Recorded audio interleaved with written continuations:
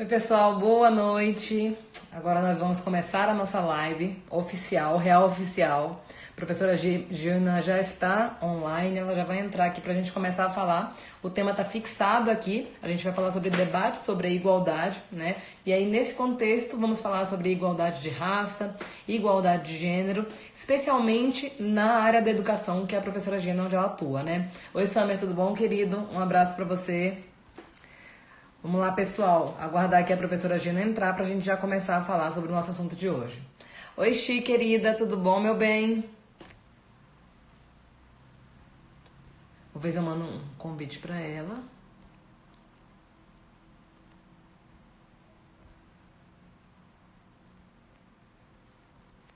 A professora Gina está entrando já. Ela me falou que estava entrando a qualquer momento. E aí a gente vai mandar o convite para ela para falar sobre esse assunto. Professora Gina, ela é uma professora da rede pública aqui do Distrito Federal, uma professora que tem um projeto muito especial que chama Mulheres Inspiradoras. Nós fizemos uma live com ela na semana passada, essa live foi um sucesso, realmente.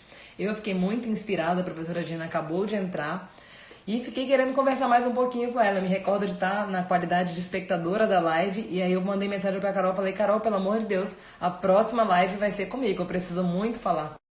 Convite agora para a professora Gina e a gente vai começar a falar um pouquinho sobre o assunto da live de hoje. Vamos aguardar ela entrar. A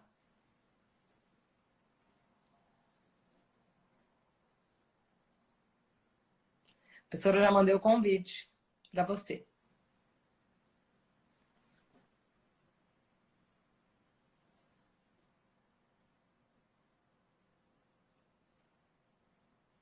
Tô vendo que já tem gente aqui que estava na live anterior também. Tem gente que é fã da professora Gina, assim como eu. Oi, professora Gina, mandei o convite para você participar aqui da nossa live. Tá aguardando você aceitar.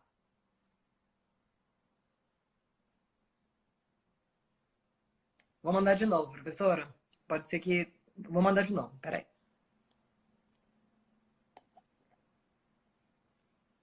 Mandei de novo, professora Gina, o convite. Oi, querida, tudo bom? Oi, Mayara. Tudo bom? Tudo jóia? Tudo Joia. jóia. Mayara, deixa eu pedir desculpas para o pessoal, porque eu fiz uma confusão com o horário. A outra live foi às 20, então estava achando que era às 20. Estava aqui numa faxina doméstica, bem tranquila. Aí, por acaso, fui olhar meu celular e vi sua mensagem. A Carol foi super clara na comunicação, eu é que fiz confusão, tá? Ah, não, tudo bem. Mas aí eu também faltou um reforço da minha parte, mas não tem problema, a gente começa agora. E eu tenho certeza que vai ser um debate super interessante. Eu sei que tá pipocando de live por aí, né? O pessoal tá fazendo campanha, chega de lives, não aguento mais lives. Mas eu acho que sempre tem espaço para assuntos tão importantes como esse que a gente vai tratar hoje. E eu me sinto, eu tava comentando aqui antes de você entrar com os seguidores, que eu assisti a outra live na qualidade de espectadora, eu fiquei encantada com as coisas que eu ouvi. Eu falei, eu quero participar da próxima, especialmente sendo Legal. mulher e negra e podendo falar para uma mulher negra tão empoderada e tão inspiradora como você. Então, Ah, fiquei te legal. admirando bastante, viu? E hoje eu acho que a gente vai ter um papo bastante legal. Bacana. Também gostei muito de conversar com o pessoal e o Instagram traz essa possibilidade da gente ir acompanhando a interação aqui, né? Então Isso. sai desse formato tradicional de palestra e vai para uma conversa que é bem mais interessante, né? Sim, é super dinâmico, né, professora? Professora, para quem Isso. não te conhece ainda, eu fiz uma breve introdução, mas tem gente que não estava na live anterior e gostaria que você também encantasse eles, como você me encantou na última live, falando um pouquinho sobre quem você é e sobre esse projeto maravilhoso que você desenvolveu, que é o Mulheres Inspiradoras. Ah, legal. Olha a responsabilidade, hein, gente? Ela fez propaganda e vocês dão um desconto. Então, acho que o que melhor me define é dizer que eu sou filha do seu Moisés e dona de Janira, duas pessoas que migraram para Brasília na década de 60 em busca de uma vida melhor, duas pessoas que não tiveram a chance de frequentar a escola, tiveram negado o direito à educação, mas que lutaram bravamente para que eu pudesse estudar, me ensinaram a ser uma criança apaixonada pela educação e pela escola, de maneira tal que eu escolhi como projeto de vida ser professora da educação básica. e sou professora há 29 anos na Secretaria de Educação do Distrito Federal, atuo dentro do componente curricular Língua Portuguesa, e há alguns anos já eu vinha muito incomodada com a falta de engajamento dos jovens na escola. Eu trabalhei uma década com crianças das séries iniciais e chegou um momento que eu quis trabalhar com adolescentes e me chamou a atenção que os adolescentes não gostassem do que a escola estava propondo. E aí eu vi a necessidade de ressignificar a escola, porque eu concluí que nós temos uma escola muito tradicional, que trabalha na perspectiva da repetição, da cópia, que investe poucas iniciativas e metodologias no sentido de estimular a construção do pensamento crítico, a criatividade, a reflexão. E aí o projeto Mulheres Inspiradoras, ele nasceu desse meu desejo de ressignificar o espaço escolar. Eu percebi que a escola, infelizmente, é um espaço muito machista, muito racista, muito excludente, e que nós ainda estamos sob a influência de uma lógica colonial, que transforma a escola num espaço onde o professor é visto como alguém que tem o saber e o aluno como alguém que simplesmente tem que ouvir o professor.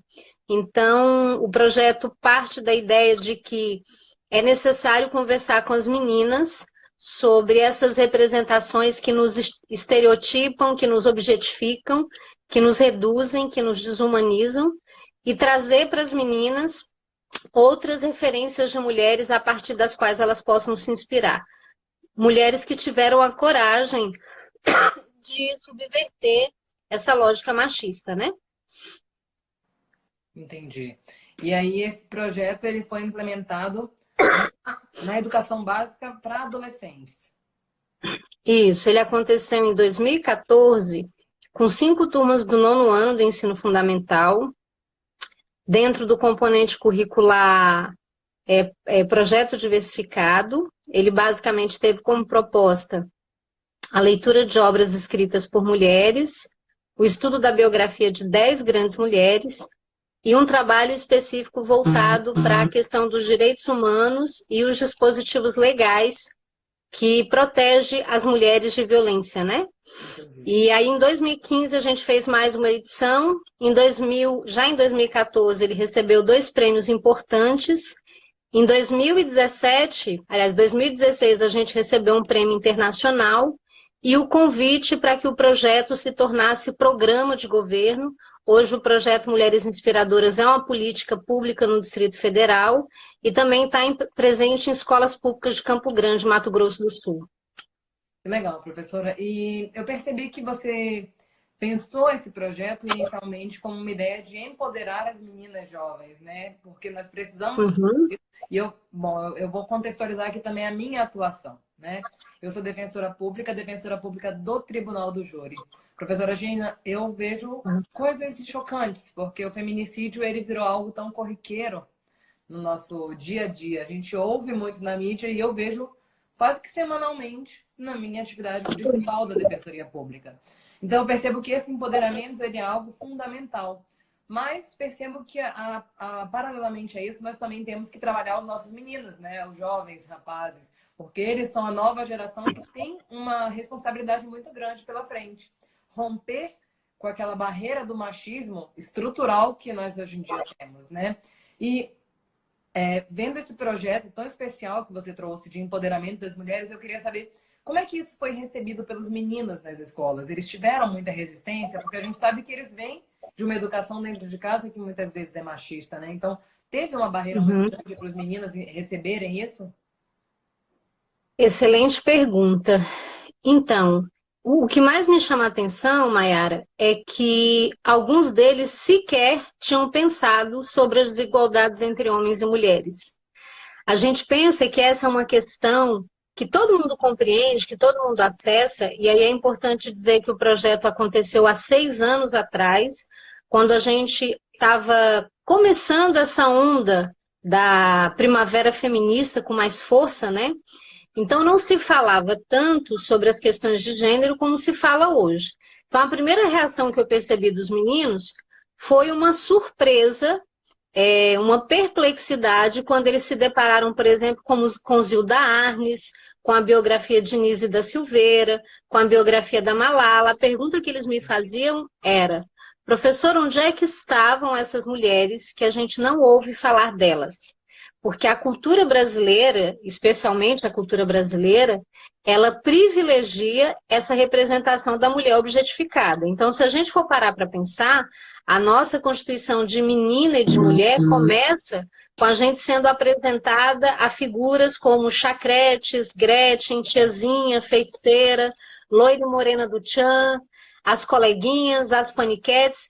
Então, a gente está tão condicionado a esse olhar para a mulher nesse lugar, que quando eu levei para eles mulheres que eram cientistas, pesquisadoras, ativistas dos direitos humanos, médicas, grandes escritoras, a primeira reação dos meninos foi de perplexidade.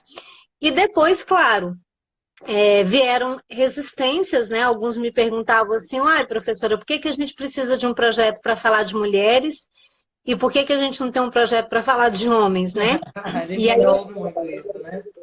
E aí eu explicava para eles que a gente tem uma hegemonia dos homens na nossa cultura. Então, tudo que a gente aprende na escola é a partir das vozes dos homens, das histórias contadas pelos homens, dos livros escritos por eles. E a única forma da gente olhar para o mundo numa outra perspectiva é olhando a narrativa das mulheres, né? Sim. É interessante esse comentário que você fez, porque hoje eu atualmente ainda sou, até o final do mês, presidente da nossa associação aqui dos defensores públicos, das defensoras públicas do Distrito Federal, e a gente encontra resistência ainda. Nós alteramos o nosso estatuto para adotar a flexão de gênero, para incluir das defensoras e dos defensores públicos, porque nós achamos que essa invisibilização também ela faz com que nós não sejamos percebidas. Então, conseguimos aprovar. Tivemos resistência dos homens antigos, dos homens mais velhos, né, que não estão acostumados com essa ideia de que a mulher tem que ter visibilidade. No mês da mulher agora, eu organizei um evento para o Dia da Mulher. E aí eu coloquei lá, Café das Mulheres. Prontamente apareceu um defensor público, você percebe, uma pessoa que, em tese, entende mais esses conceitos e falou assim: e cadê o café dos homens? É interessante como isso ainda existe, eles não percebem que a visibilização da mulher é algo necessário, porque nós ficamos há muito tempo ocultas, realmente, né? Então, é agora que a gente tem que mostrar isso. Bem bacana, professora, essa percepção. E aí, então, você percebeu uma receptividade dessas meninas em trabalhar essa questão? Sim, quando a gente trabalha com pedagogia de projeto, a gente deseja até que apareça tudo. Resistências, curiosidade, indagações, adesão, teve um pouco de tudo. Mas eu senti que a maioria dos alunos ficou muito chocado. Por exemplo, quando nós estudamos a biografia da Maria da Penha, que a gente aprendeu que a Maria da Penha sofreu 2 tentativas de homicídio pelo marido e o Estado não se movimentou 1 milímetro para protegê-la e ela teve que acionar a ajuda de um organismo internacional. Eu lembro que eles ficavam assim: professora, como assim? Perplexos, né? Porque você falou uma coisa interessante, a gente fica escondida porque o patriarcado e o machismo, ele se sustenta a partir desses dispositivos, né? De essas tecnologias de gênero que colocam em evidência a realização dos homens e vai apagando, invisibilizando da história a contribuição das mulheres. Então, isso acaba endossando essa narrativa de que nós somos boas para casar, somos boas para sermos objeto sexual, somos boas para parir, mas a gente só serve para isso. Isso é horrível, né? Porque a gente é reduzida a uma função. E aí eu senti que quando a gente foi fazer o debate com os meninos, eu lembro de um menino, nunca vou esquecer, do nono B, que ele, inclusive, estava numa turma onde uma colega tinha perdido a mãe aos 8 anos, assassinada pelo pai, e o grupo dele tinha ficado com a pesquisa sobre Maria da Penha, e ele me perguntou assim: professora, por que os homens são tão cruéis com as mulheres? Então, quando a gente começou a pesquisar sobre as estatísticas em relação ao assassinato de mulheres no Brasil por força do feminicídio, houve também desses meninos uma perplexidade, porque eles são muito jovens, eles já estão operando na lógica machista, mas é diferente de um homem adulto, né? Então, também foi interessante para eles questionarem essas masculinidades tóxicas, hegemônicas, na qual eles são inseridos culturalmente, né? A gente falou sobre o fato de, no Brasil, ser homem estar associado a embrutecer consigo mesmo e embrutecer com o mundo. Então, nesse diálogo com os meninos, Mayara, é importante ajudá-los a refletir que o machismo é muito pior para as mulheres, mas ele também é muito ruim para os homens, porque os homens são gendrados dentro dessa lógica que os faz associar a masculinidade a ser violento, agressivo, a beber demais, a desrespeitar os limites de velocidade, a ser promíscuo, né? Então, há aspectos da masculinidade que são extremamente negativos e que a gente tem que desconstruir e anunciar que outras possibilidades, outras masculinidades não tóxicas possam acontecer. Sim, é interessante isso porque essa construção histórica, ela gera uma pressão em ambas as partes, realmente, como você vem falando.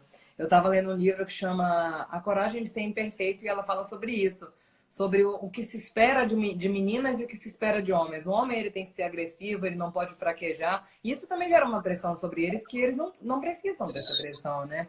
Então, são seres humanos e a gente tem que começar a desconstruir isso. Eu queria aproveitar, professora, que eu vou fazer uma outra pergunta agora e queria fazer uma homenagem para minha mãe, que acabou de entrar aqui na live. Minha mãe, que é uma mulher negra incrível, que me inspira demais e com quem eu aprendi demais. Minha mãe parou de estudar, ela terminou o ensino médio porque engravidou de mim. E aí, depois dos 40 para 50 anos, mulher negra que saiu da favela, né? E engravidou, e aí se dedicou a ser mãe. 40, 50 anos, ela resolveu voltar a estudar, se formou em psicologia, hoje em dia é uma psicóloga incrível e é um exemplo para mim. Então, mãe, um beijo, muito obrigada por ser esse exemplo para mim. Mas isso que eu queria aproveitar esse gancho para falar sobre o quanto ser mulher e ser negra traz ainda mais vulnerabilidade, né, professora? Eu queria saber se você percebe uma barreira ainda maior para negras e negros na educação. Sim. Como é que chama sua mãe, Mayara? É a Zeir. Zei, dona Zei, um grande abraço para a senhora, viu? Parabéns por ser essa mulher inspiradora e por ter educado essa moça incrível aí, né? Que escolheu uma profissão tão bonita, porque os defensores cumprem um papel muito importante na sociedade. Quero registrar também que tem aluno meu entrando aqui, Antônio Cícero, um abraço para você, meu querido. Também estou com muitas saudades. Que bom saber que você está aí do outro lado. A sua pergunta é sobre as barreiras em relação a ser uma mulher negra. Nossa, olha, Mayara, a gente precisa dizer que para a gente pensar com profundidade sobre o que é ser uma mulher negra dentro de uma cultura profundamente racista e que tem o racismo como um elemento estruturante, ou seja, no Brasil o racismo pré-estabelece lugares e papéis para as pessoas, né? Se a gente parar para pensar, o Brasil deixou de ser um país escravocrata há apenas 130 anos. Isso quer dizer que dos nossos mais de 500 anos como história, apenas há 130 anos a gente deixou de considerar as pessoas negras como objetos a serem explorados. Isso representa 1/5 da nossa história apenas, ou seja, a maior parte do tempo da nossa história, nós fomos uma nação e um país que violou, torturou, explorou pessoas negras. E desde que houve a abolição em 1888, o país não fez nenhuma medida significativa de reparação histórica. Pelo contrário, o Brasil criou todos os mecanismos legais para dificultar e impedir a inclusão social das pessoas negras. A gente precisa lembrar, por exemplo, que nós tivemos uma lei que proibia pessoas negras de frequentarem a escola. Essa lei existiu até 1937. A gente tem que lembrar que depois que o Brasil se declarou livre do processo de escravização, no lugar de distribuir terras para essas pessoas negras que tinham sido exploradas, essas pessoas foram lançadas às ruas sem direito a absolutamente nada, nenhum direito trabalhista, nenhuma garantia de terra. E, paralelo a isso, anos depois, o Brasil começa a estimular a imigração de pessoas brancas porque a gente precisa lembrar que houve um momento na história do país, por volta da década de 30, em que se acreditava que o motivo do atraso do país era a presença de pessoas negras e que era necessário embranquecer a nação. E Uhum. aí são adotadas cotas para os brancos. Nesse país, os brancos sempre tiveram privilégios e cotas. Eles receberam terras para plantar, foram estimulados a migrar para cá italianos, espanhóis, holandeses, alemães, e para que eles viessem, o Brasil oferecia grandes extensões de terra, muitos hectares para eles plantarem. Enquanto para os negros, que doaram a força do seu trabalho, né, para levantar essa nação, não foi oferecido absolutamente nada. Por que eu estou fazendo essa contextualização histórica? Porque isso traz uma carga para as novas gerações. Eu, por exemplo, sou a primeira pessoa da minha família a fazer curso superior, a me tornar servidora pública. Minha mãe, Dona de Janira, só estudou até a quarta série primária. Minha avó, Manuela, nunca pôde estudar. Meu avô foi escravizado até os 19 anos, meu bisavô. Portanto, eu faço parte da terceira geração que não foi escravizada. E a gente precisa dizer que, além dos efeitos da escravização não terem ficado lá atrás, eles seguem até hoje, a gente precisa dizer que o racismo também continuou operando, né? A gente ainda tem uma lógica perversa que faz com que, além de historicamente as pessoas negras terem sido excluídas de direitos básicos, hoje a gente vive isso o tempo todo. Então, vou dar um exemplo meu. Não é raro, por exemplo, que eu vá. Oi, Paulo Fernando, obrigada. Que eu vá Eu dar falei que ela era palestra. inspiradora, eu falei. Já aconteceu, por exemplo, de eu ir dar palestras e eu chego no local e sento no lugar reservado aos palestrantes. Várias vezes alguém foi lá, me interpelou e falou assim: olha, esse lugar é reservado aos palestrantes. Porque eles olham para essa mulher negra e não reconhecem em mim alguém provido de intelectualidade para dar uma palestra.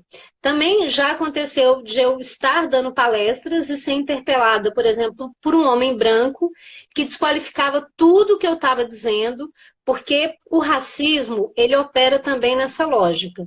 Por exemplo, se eu estivesse num evento servindo café, limpando o banheiro e varrendo o chão, ninguém ia questionar o meu lugar, porque esse lugar é o lugar que o racismo me dá. O lugar da subalternidade, da subserviência, mas o lugar de mulher provida de intelectualidade, com lugar de fala, com autoridade para falar sobre um tema, isso, Mayara, pelo nosso racismo estrutural, isso causa estranhamento para as pessoas. As pessoas olham e é como se tivesse alguma coisa fora do lugar, né?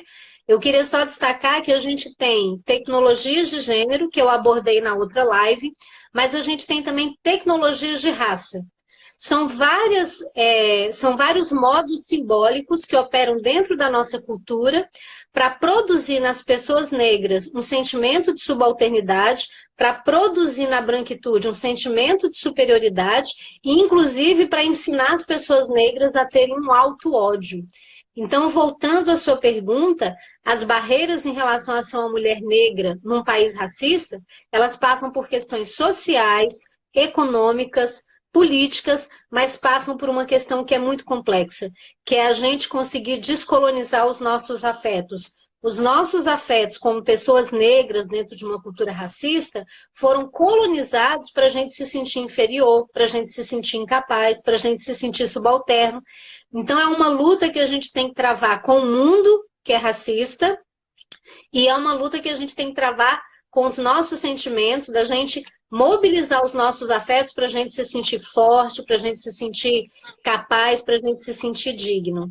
Hélio, um abraço para você. Acho que eu respondi a sua pergunta, né, Mayara? Respondeu sim. E nesse contexto, professora, não sei se você conhece um livro, O Pequeno Manual Antirracista da Djamila, que é uma autora negra. Não conheço. A Depois eu Djamila eu conheço, que ela é maravilhosa, mas esse pequeno manual não li ainda, tenho que ele ler. é um manualzinho dessa grossura assim que eu acho que todo mundo deveria ler. Porque ele é um manual de. Não é, ele não tem conteúdo didático, mas ele é um manual ativista. provocando uma Ai, que reflexão, ótimo. sabe? E é bem interessante, ele fala da seguinte forma: não adianta você não ser racista, você tem que ser antirracista. E Isso. para nós conseguirmos chegar, é o pequeno manual antirracista, eu vou escrever aqui. Para que nós possamos, o pequeno manual antirracista.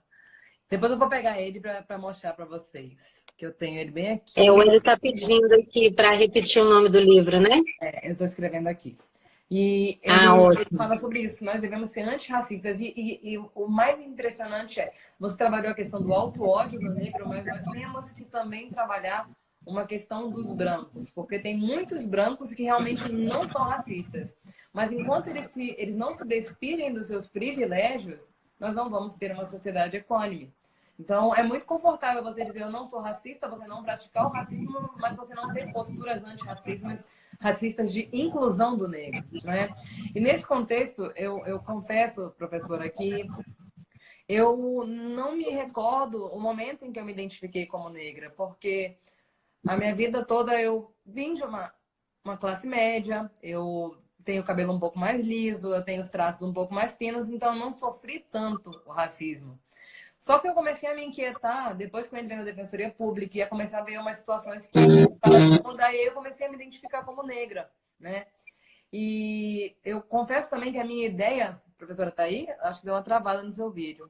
Tá. Não, tô aqui, tô te ouvindo. Eu confesso que a minha ideia sobre cotas, antes de eu começar a ter essa identificação, era uma e hoje a minha ideia é completamente diferente. Hoje em dia eu penso que a política de ação afirmativa de cotas ela é fundamental.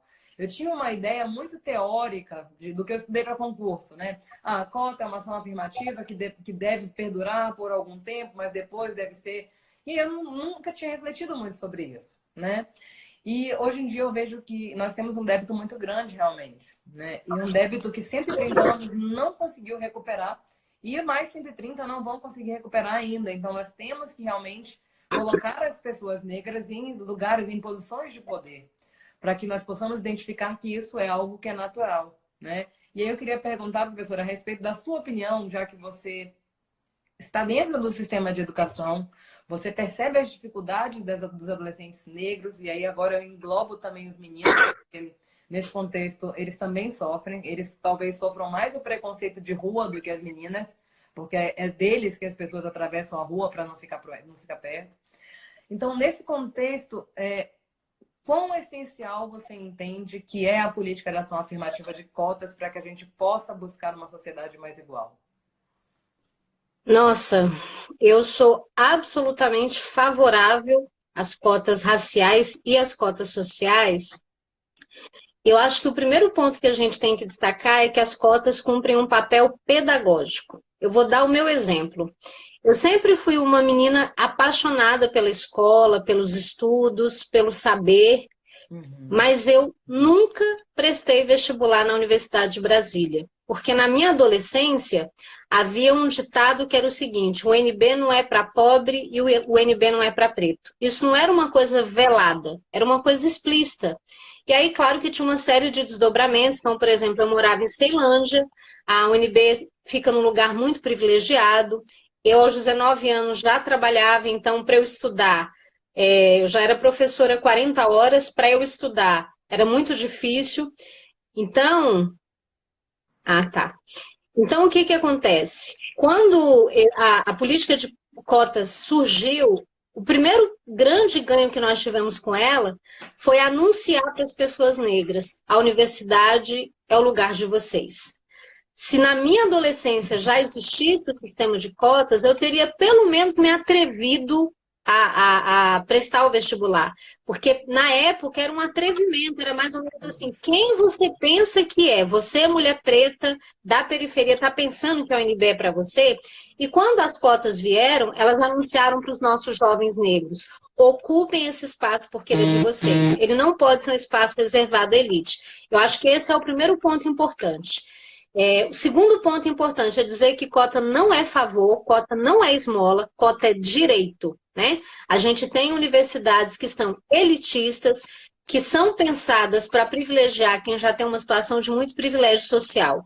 E as universidades são pagas com dinheiro de todo mundo. O meu dinheiro está lá mantendo a universidade. O dinheiro do trabalhador, do pobre, do operário, daquele que não é alfabetizado, também está lá mantendo a universidade. Então não é justo que todo mundo banque a universidade, mas só quem acesse ela sejam as pessoas brancas em Que menos situação de precisa. privilégio social. Exatamente. E aí eu acho que tem um outro ponto, Mayara, que é preciosíssimo. Nós temos, e aí a gente precisa falar sobre um conceito muito importante que começou a ser forjado no final da década de 70, década de 80, que é o conceito de decolonialidade. Como as universidades sempre foram dominadas por pessoas brancas em situação de privilégio social, os saberes que eram produzidos nessas universidades não davam conta das nossas complexidades, porque quem estava produzindo aquele conhecimento estava num lugar de fala que não dialoga com a nossa realidade. Então eu percebo que passado... Oi, Camila, beijão. Passado, talvez, eu não sei se 2 décadas, 3 décadas dos sistemas de cotas, a gente está tendo a universidade produzindo um conhecimento absolutamente diferente. Um conhecimento que coloca em discussão essas categorias, gênero, raça e classe, a partir de uma perspectiva absolutamente diferente, né? Então, as cotas, elas não beneficiam apenas as pessoas negras que acessam a universidade. Toda a sociedade é beneficiada porque novos saberes são produzidos por novos sujeitos, novas epistemologias são produzidas e a gente produz um conhecimento que seja capaz de transformar a sociedade. E a gente precisa dizer ainda que as cotas, elas causam uma espécie de transformação na comunidade inteira. Então, quando um jovem negro acessa a universidade, ele não está transformando só a vida dele, ele está transformando a vida de uma geração, ele está transformando a vida de uma comunidade. Então, quando um jovem é o primeiro na família a acessar a universidade, ele anuncia para os seus que esse é um lugar possível para todos nós. E a gente rompe com essa lógica de exclusão social que a gente tem tão forte no país. Professora, é impressionante, né? Você estava falando agora sobre a UNB e justamente atualmente eu tô assistindo 2 disciplinas como aluna especial do mestrado em criminologia. E as 2 disciplinas, uma é sobre feminismo, coisa que não se falava, né, na época, e Sim. também sobre branquidade e cultura racial. E eu estou encantada, né? Não custa Opa. nem falar. Então, olha só que impressionante. Agora, a universidade, que era tão excludente, agora traz esse tipo de disciplina de debate para dentro da faculdade, né? Muito especial isso mesmo, né, professora? Quem diria? E eu vou mostrar aqui rapidinho o livro, porque eu procurei aqui ele físico, mas não consegui a carinha dele na Amazon. Deixa eu ver se dá para ver aqui, tá vendo? É esse livrinho aqui, ó. Ah, legal, capinha amarela, né? Isso, é Ah, esse já vou livrinho aqui, atrás. gente, ó. Pequeno Manual Antirracista da Djamila Ribeiro. Para quem Ah, não legal. quer, para quem não conhece muito bem o assunto, não entende ainda sobre os diálogos de raça, esse é um livro que vale muito a pena ler, porque é um livro que vai realmente instigar você a começar a se inquietar mesmo com esse discurso, entendeu? Vai ficar salva a live, Maurício, pode ficar tranquilo que a gente vai deixar por 24 horas e vamos tentar colocar no nosso YouTube também. Mas Ah, legal. é isso, professora Gina. Então, pessoas às vezes não chegaram até a formiguinha ainda ali para poder cutucar e pensar e ver como isso é um problema, né? E um exemplo disso que você falou, de como as cotas elas são fundamentais, e hoje em dia eu tenho plena convicção disso, é o seguinte: hoje em dia nós temos pessoas podendo acessar a universidade em razão das cotas. Ainda não são muitos, né? Ainda são poucos. Mas aqui no Distrito Federal, até pouquíssimo tempo, nós não tínhamos política de cotas para negros, só para portadores de deficiência. E o nosso último concurso da Defensoria Pública, que foi homologado recentemente, não tinha ainda cota para negros, porque a legislação ela foi publicada depois, né? E Uhum. eu tive a oportunidade, professora, de ir acompanhar a prova oral na qualidade de presidente da associação e ter contato com aqueles 150 aprovados que chegaram à prova oral, né? Que chegaram a participar dessa fase. Eu só me recordo de uma menina negra E ela ainda acumulava duas vulnerabilidades. Ela era negra e portadora de deficiência. Ou seja, num universo de 150 pessoas, uma conseguiu chegar, né? E o restante, cadê essas pessoas negras? Nós só conseguiríamos alcançar realmente se implementarmos as cotas. E aí nós vamos chegar numa defensoria pública e isso é interessante porque a gente tem trabalhado, eu participo da comissão étnico-racial da nossa associação nacional. E a gente tem trabalhado a ideia de que os nossos assistidos, eles têm que chegar na defensoria pública e conseguir se identificar com quem está atendendo eles. De perceber e falar assim, olha, também tem uma pessoa negra aqui, ela está do outro lado. Então, isso também é possível. E isso também inspira. Sim, Você vê que não é uma ideologia, né? Mas que isso realmente é possível de acontecer. sim. Perdão, Aéreo, realmente é pessoa com deficiência. Eu acabei confundindo aqui os conceitos. Eu tratei pelo termo errado, realmente. Mas Uhum. então isso é muito importante, na minha opinião, professora. Mas eu queria saber de você, é desde 91 que você é professora da rede pública? Isso, desde 91. Você consegue perceber de 91 agora até 2020 avanços na questão da desigualdade, tanto de gênero quanto de raça? Você consegue perceber na educação básica isso acontecendo? Olha, eu acho que tem muito avanço, porque, felizmente, o movimento negro, ele é muito atuante e ele tem feito contribuições decisivas não só em relação a gente pensar as questões curriculares no país, mas pensar políticas públicas de uma maneira geral. A gente tem uma teórica que me fugiu o nome agora, maravilhosa, que foi ministra da Equidade Étnico-Racial, me ajuda a lembrar. Ela tem um livro chamado Movimento Negro Educador, que é Certo. esse livro que anuncia que o movimento negro ele é fundamental para toda a sociedade, inclusive pela questão pedagógica que ele traz. Então, a gente teve avanços, como, por exemplo, a aprovação da Lei 6.639, que determina que sejam abordados na escola temas relacionados às questões étnico-raciais. Isso já é um avanço grandioso.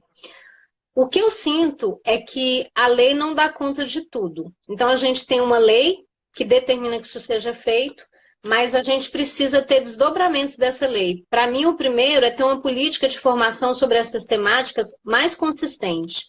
Eu Uhum. acho que ainda falta uma política mais sólida, mais consistente, permanente, continuada sobre as questões étnico-raciais e de gênero dentro da escola. Um outro ponto que me incomoda, Mayara, e que eu acho importante falar, é que quando a gente fala que precisa abordar o racismo na escola, a gente não está falando só sobre levar conteúdo, né? Então é fundamental resgatar a história do continente africano numa perspectiva que não seja racista, que não seja da pobreza, da dor e do sofrimento, porque todas as vezes que se fala de pessoas negras, o livro didático traz isso, né? A pessoa negra como sofredora, como pobre, como escravizada. A gente tem que mudar essas narrativas, senão as pessoas negras nunca vão se enxergar em outros lugares, né? Mas além da gente levar conteúdo que subverta o que os currículos tradicionais trazem, a gente também precisa pensar nas práticas da escola. Então, eu já me deparei, por exemplo, com situações em que, em plena Semana da Consciência Negra, faz-se um debate e você olha para a mesa de debates e só tem estudantes brancos. Os estudantes negros, mesmo na Semana da Consciência Negra, continuam silenciados. Eu também me deparei com situações em que, em plena Semana da Consciência Negra, você anda pela escola e vê murais com representação de pessoas negras utilizando palha de aço ou bombril.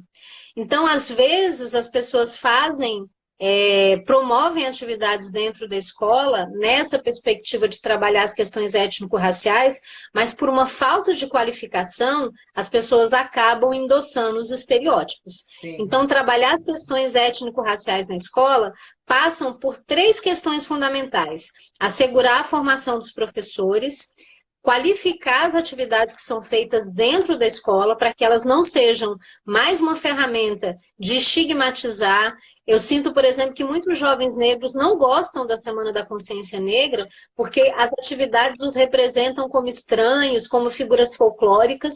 Então, não basta abordar a Semana da Consciência Negra, é importante que seja feita de maneira qualificada. E o terceiro ponto é: a escola precisa se perguntar como ela lida com os estudantes negros ao longo do ano inteiro. Quando um estudante negro, por exemplo, denuncia uma situação de violência que ele sofre motivada por racismo, qual é a reação da escola? Qual é a reação do professor? É de silêncio frente à dor dessa criança negra, desse estudante negro? Como é que o estudante negro é visto dentro da escola? Com baixas expectativas, porque ele é negro, mora na periferia, é filho de empregada doméstica? Então, tão importante quanto a gente questionar a qualificação dos professores, tão importante quanto a gente falar sobre a necessidade de promover a Semana da Consciência Negra e a aplicação da Lei 10.639, é a gente questionar quais são as práticas adotadas pela escola em relação aos estudantes negros. Não adianta fazer discurso bonito contra o racismo na Semana da Consciência Negra e ter práticas racistas contra os estudantes, né? Professora, é impressionante realmente isso, né? A gente não tem capacitação dos profissionais para tratar com a diversidade, né? Isso tem um aspecto até histórico, né? Você falou sobre a questão de nós termos a ideia da história do escravo, da questão do escravizado, mas é porque também, professora, isso, claro, eu já vou trazer aqui um pouco do que eu tenho estudado um pouco no mestrado. Isso vem um pouco por parte do silêncio da versão do oprimido, né? Nós temos a versão do vencedor, sempre. E a versão do vencedor, ela traz uma fantasia de quem foi oprimido. Então, nós não temos a versão de quem foi oprimido, porque isso ficou ocultado. A gente não tem a história escrita pelos escravos. Não tem, ninguém sabe. Ninguém ouve a voz deles, né? Foi violentamente silenciada essa versão, exatamente, né? Exatamente. Mais do que ocultada, porque às vezes ocultada não dá conta de dizer, mas foi um processo violento de silenciamento, de apagamento da história, né? Exatamente. Então, foi uma dupla violência, né, professora? Primeiro nós tivemos a violência contra os corpos negros e depois nós tivemos uma violência contra a história deles, né? Então, pelo que eu entendi da sua fala, professora, você entende que nós estamos avançando, mas de forma muito vagarosa por falta de qualificação nas políticas voltadas ao negro, né? Então, nós já começamos a pensar o negro, né? Já pensamos que há um problema, mas não estamos pensando de forma adequada, ou seja, acaba que às vezes vai perpetuando uma situação. E aí, Mayara, é tão importante a gente falar sobre uma questão que você até já tangenciou, que é o seguinte: a gente não precisa de cotas apenas para dar acesso à universidade. A gente precisa de cotas para dar acesso a espaços estratégicos. Sim. Quem muitas vezes está pensando em política pública não são pessoas negras. Se a pessoa não é negra, se ela não tem a vivência, a experiência da negritude, ela vai ter muita dificuldade de pensar as políticas adequadas. Então, se a gente for olhar para quem hoje está à frente da gestão, está à frente do pensamento em relação às políticas públicas, a gente vai ver que faltam pessoas negras. E olha, na atual conjuntura política, também é importante dizer que não basta ser uma pessoa negra.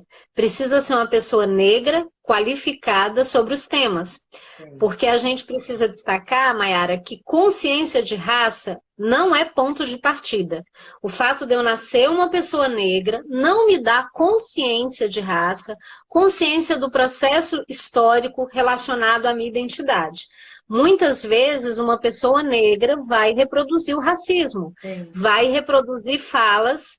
A gente está aí vivendo a situação, por exemplo, do diretor da Fundação Palmares, que é um negro retinto, mas está a serviço da branquitude, querendo celebrar o dia 13 de maio como um dia a ser lembrado como motivo de orgulho, quando a gente sabe que o que a princesa Isabel fez não tem nada a ver com a grandiosidade da luta das pessoas negras. Fica parecendo que nós fomos libertos pela concessão de uma mulher branca boazinha, o que mais uma vez apaga o nosso protagonismo. Então, só para a gente voltar, para a gente ter, como você falou muito bem, políticas públicas adequadas, envolvendo, por exemplo, formação de professores, a gente precisa ter mais pessoas negras atuando na frente de formulação de políticas públicas. Não só pessoas negras, mas pessoas negras qualificadas sobre o tema e qualificadas numa perspectiva decolonial, porque tem gente que vai estudar Olavo de Carvalho, né?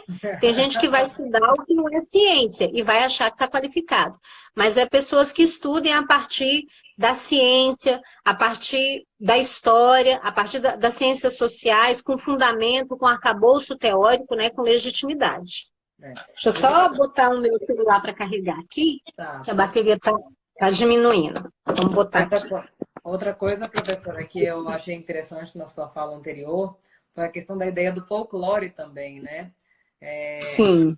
E isso é um problema à parte, né? Porque a gente tem a questão das religiões negras, que elas são tratadas de uma forma de folclore, elas não têm o mesmo respeito das religiões brancas, né? Então, se a gente já pensar a figura do negro, já tem a ideia do folclore, do bombril, da palha. Se a gente for para a ideia de terreiro, das religiões negras, realmente é aí que o pessoal imagina já um folclore mesmo, né? Assim, daí é um outro passo que ainda fica mais difícil da gente atingir, né? Exatamente. A gente precisa lembrar que parte do racismo estrutural Alguém está aqui muito bravo com os terraplanistas e os olavistas. Parte do nosso racismo estrutural é desqualificar, demonizar tudo que está relacionado ao negro. Se a gente for parar para pensar, tudo relacionado ao negro é associado às coisas ruins. Então, as religiões de matriz africana são demonizadas, são desqualificadas, justamente para inibir qualquer manifestação da mitologia negra. O brasileiro, por exemplo, é super apaixonado pela mitologia grega. Acha muito interessante falar sobre Thor, por exemplo, que é um deus grego, né? Os deuses nórdicos, loiros, brancos, são admirados, as crianças são apresentadas a eles. Mas quando a gente vai falar de apresentar tudo que está associado à cultura africana, isso é visto como perigoso, como demoníaco, como inválido, né? Então, quando a gente falou sobre tecnologias de raça, é isso, são esses modos simbólicos que operam dentro da nossa cultura para desqualificar tudo que está associado às pessoas negras, no sentido de implantar nessas pessoas um auto-ódio e de implantar na sociedade a ideia de que pessoas brancas são superiores e pessoas negras nasceram para estar a serviço delas, né?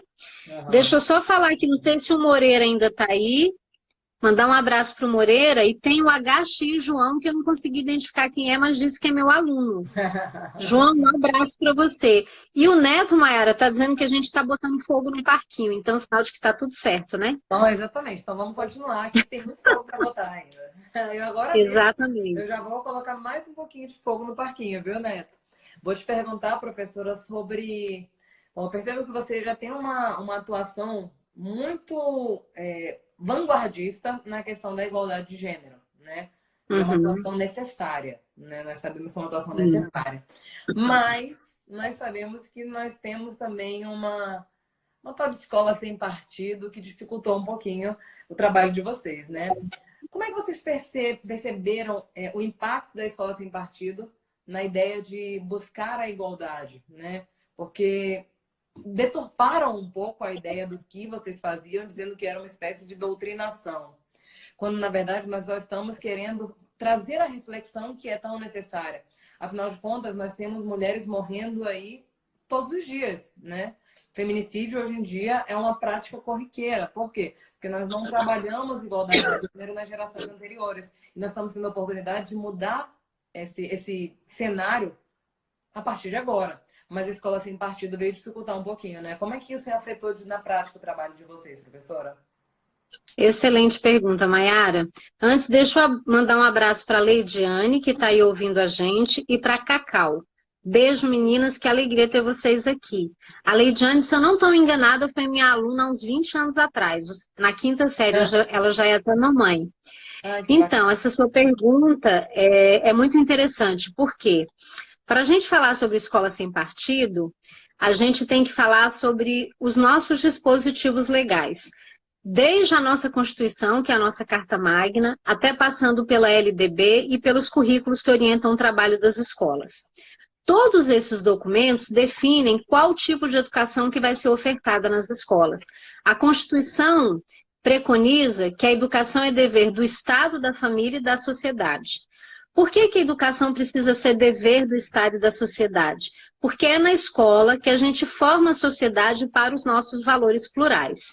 Muitas vezes, o que uma criança vai aprender dentro de casa atenta contra os direitos humanos. A gente não precisa dizer que no ambiente familiar a criança vai testemunhar violência doméstica, a menina vai ser vítima de abuso sexual, o homossexual vai ser expulso de casa.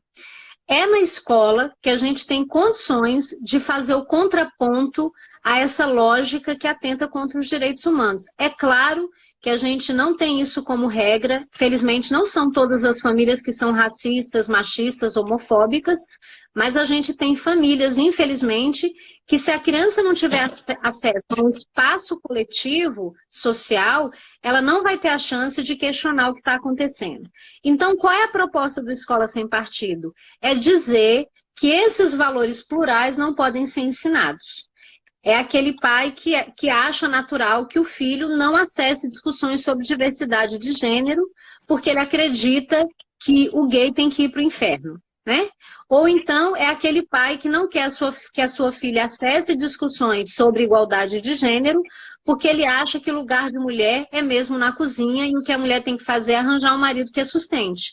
Então, as pessoas que defendem uma escola sem partido, no final das contas, elas estão defendendo uma medida inconstitucional.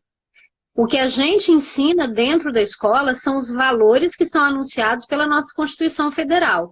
Valores alinhados ao Estado Democrático de Direito, valores alinhados aos direitos humanos, né? Valores que anunciem para as nossas crianças e para os nossos adolescentes que todas as existências são importantes, que todas as desigualdades devem ser combatidas.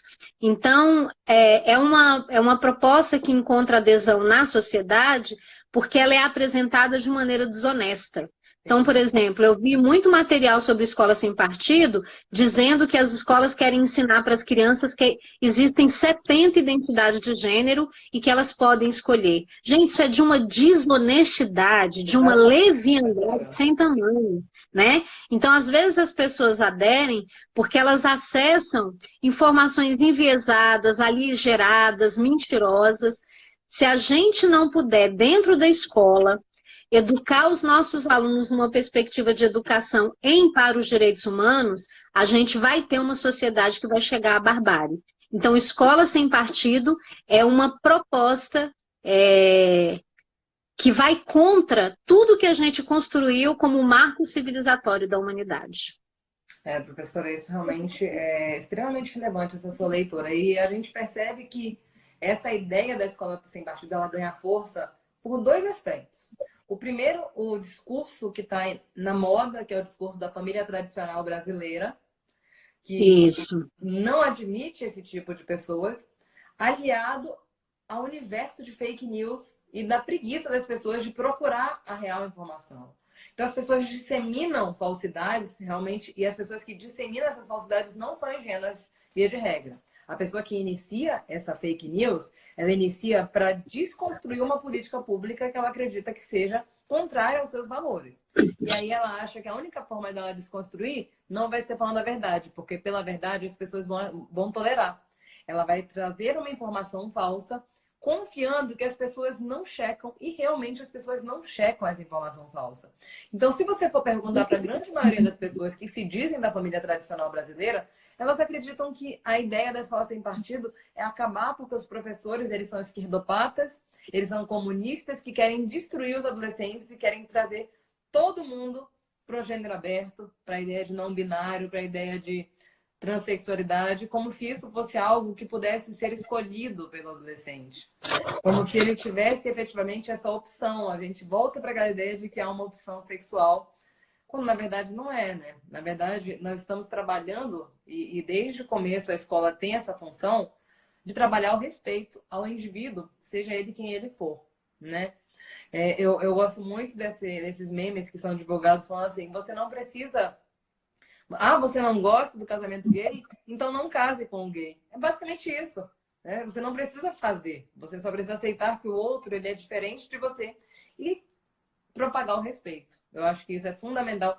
E eu acho que essa tem que ser a função da escola, né? Essa tem que ser a função da escola, especialmente porque nós vemos cada dia mais a violência contra as minorias aumentando.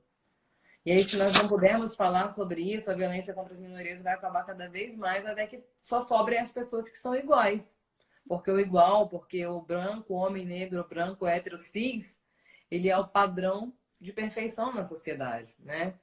E, bom, enfim, eu acho que realmente nós temos que fortalecer as escolas nesse aspecto de direitos humanos. Tem alguns comentários aqui de alguns seguidores agora com esse tema. Eu acho que a gente realmente colocou fogo no parquinho, professora. Ó, maldita seja toda a violência que oprime a vida pela opressão. Ótima colocação acerca da escola como um local de desconstrução. Parabéns. As pessoas têm preguiça e acreditam na primeira narrativa que eles são apresentados. E tem até um estudo, né, que fala que as pessoas não conseguem assistir mais do que 1 minuto num vídeo. Eu, particularmente, eu vou fazer a minha culpa. Eu realmente tenho preguiça. Só vou assistir se for algo que realmente me interesse. Se aquele monte de vídeo que chega no meu WhatsApp, eu não vou abrir aqueles vídeos. Gente, não abro. Não mando. Se mandar, me fala por que esse vídeo é importante que eu assisto. Agora, se for algo que não é do meu interesse, eu não vou realmente ler. Mas eu também não vou usar argumentos de autoridade sobre aquilo que eu não sei, né? Eu acho que esse é o problema. E mais um comentário aqui do Neto é: se os professores estavam doutrinando, falhou. Gurizada não quer revolução, querem iPhone de última geração. Exatamente. Né? Neto, nossa, que observação interessante a do Neto, né? De fato, se a gente fizesse 1 milímetro do que nos acusam em termos de doutrinação, a nossa realidade seria outra. Eu concordo com o Neto que, infelizmente, a escola não está conseguindo formar cidadãos tanto quanto a gente quer, e a gente tem muito mais consumidores do que sujeitos sócio-históricos, né? As pessoas estão muito mais preocupadas em consumir. Inclusive, essa é uma luta que nós, que rechaçamos o Escola Sem Partido, é uma luta da gente de discutir essa sociedade do consumo que gerou esse mundo doente que está aí. Você falou que não abre todos os vídeos que você recebe, porque é humanamente impossível, né, Mayara? A gente consumir tudo de conteúdo que é produzido hoje, se a gente tiver proposto a isso, a gente vai enlouquecer. É uma sociedade que quer consumir e a todo momento, a todo custo, e gera um adoecimento nas pessoas realmente. Neto, concordo com você, a gente precisa de uma escola que ajude os nossos estudantes a pensar numa perspectiva de cidadania e não de consumo. E nesse momento, então, né, professora, de coronavírus, se a gente for abrir realmente tudo aquilo que mandam e acreditar em tudo que a gente recebe, nós vamos ou entrar numa crise de depressão ou vamos ter crises sérias de ansiedade, né, professora? Infelizmente, nossa live está chegando ao final. Temos mais 5 minutos aqui para conversar. O tempo passou voando. Mas eu vou aproveitar, então, que eu já falei sobre o coronavírus para te perguntar como é que você acredita que isso vai afetar na educação esse ano, né? Assim, a gente sabe que previsão de retorno das escolas, pelo que eu ouvi falar, é para junho, né? Então, não sabemos quando é que as escolas vão efetivamente voltar. E nós sabemos que nas populações pobres já é difícil manter a juventude na escola, né? Então, uma suspensão dessa de quase 6 meses do calendário escolar, na minha opinião, isso é completamente empírica, mas eu quero ouvir o seu lado, isso pode acabar gerando uma grande evasão da escola, né? Então, eu queria saber como é que você acha que essa crise do coronavírus vai afetar a educação especificamente. Eu acho que essa crise vai afetar tudo, né? Em relação à educação, eu não tenho respostas conclusivas, porque a gente está exatamente no olho do furacão. No meio desse processo, eu acho que ainda tomados por uma perplexidade muito grande, né? Porque eu tenho 48 anos de idade, 29 como professora, e eu não tenho um registro na minha memória de um cenário tão assustador como esse que a gente está passando, né? Então, eu acho que pode haver muitos desdobramentos negativos para a escola. Eu acho que a sua intuição em relação a haver evasão, ela procede, porque vai haver um desengajamento dos estudantes, né? Alguns, talvez, por força desse cenário econômico, se sintam mais vulneráveis e tenham que ajudar a família de alguma maneira.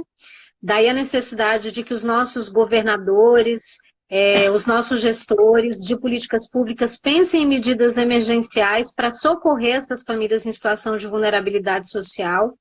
Eu sinto que as redes estão se mexendo para socorrer os estudantes, para salvar o ano letivo, e eu acho que essa é uma preocupação legítima, importante, genuína, mas eu queria deixar destacado que desde o primeiro momento, Maiara, a minha preocupação foi a gente refletir que mais importante do que salvar o ano letivo é salvar as nossas vidas, é salvar a nossa sanidade,